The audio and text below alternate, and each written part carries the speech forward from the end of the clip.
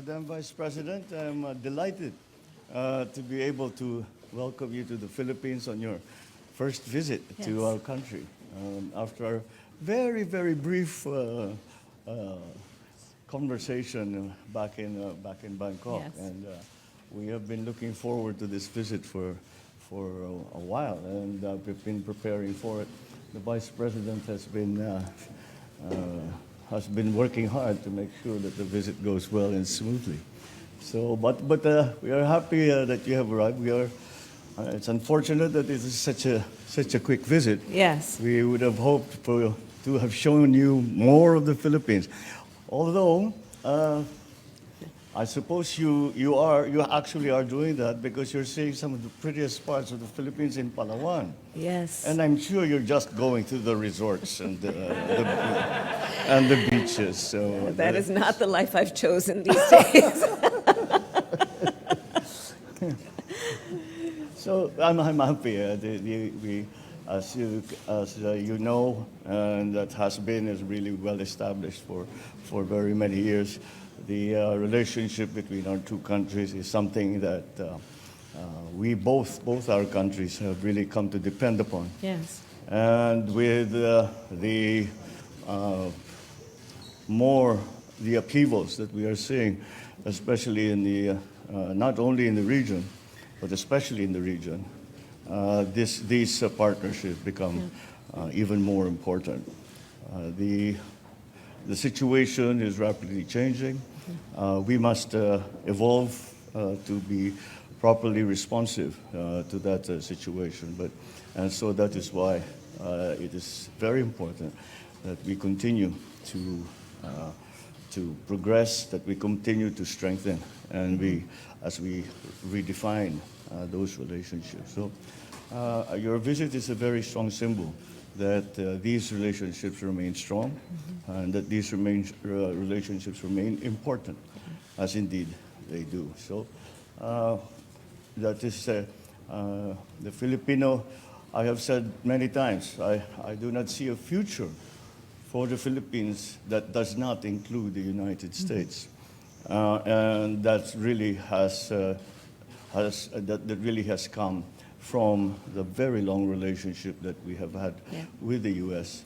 and the continuing to and of course we went through different phases of relationship, but since the war, it has just been strengthened in every way, in the economic sense, in the political sense, defense, security.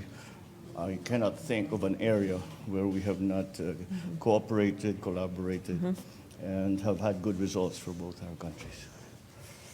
Thank you, Mr. President. And thank you for the warm welcome. It was good, as you said, to see you in Bangkok and to have a brief time to talk there, but we were very much looking forward to this trip. I bring you greetings from the second gentleman who told me about great time that he had when he was here for your inauguration. And so he laid the path for this trip in many ways, but thank you. Yes, thank you for the welcome. I have traveled here because of many of the points that you have made. The relationship between the Philippines and the United States is a long and enduring one. It is a relationship that is strong for so many reasons. It is the long-standing relationship in terms of the people-to-people ties. As you and I have discussed, I come from California. We have a thriving Filipino-American community there. Yes. And in fact, in the United States, by last count, there are at least 4 million Filipino-Americans. And we're good Catholics. And very good Catholics who celebrate Christmas, according to you in the Philippines, 3 months of the year.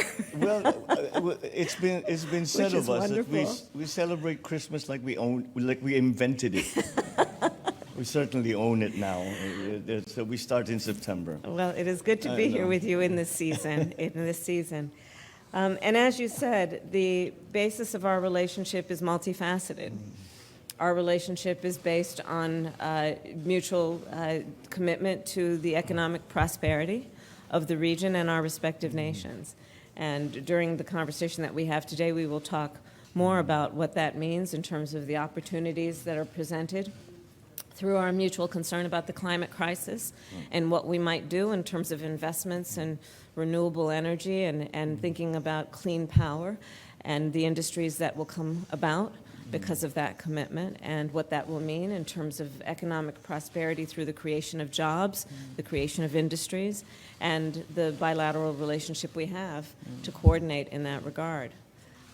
Our relationship is based on mutual concerns about security for the region. We are both proud members of the Indo-Pacific, and in particular, as it relates to the Philippines, I will say that we must reiterate always that we stand with you in defense of international rules and norms as it relates to the South China Sea. An armed attack on the Philippines' armed forces, public vessels, or aircraft in the South China Sea would invoke U.S. mutual defense commitments. And that is an unwavering commitment that we have to the Philippines.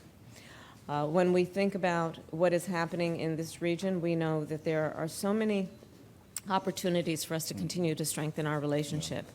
But the basis of our relationship is based on mutual commitments to international rules and norms and upholding those international rules and norms in all of the ways that we know allow for, again, prosperity and security for our respective nations and the region.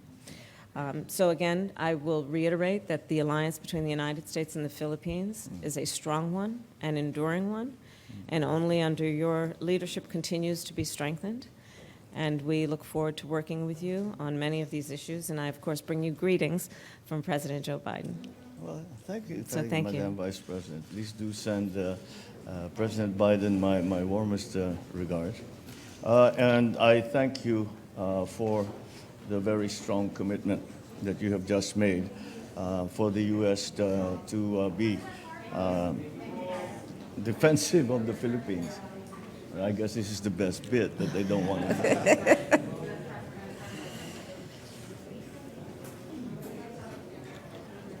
The very strong commitment that you have just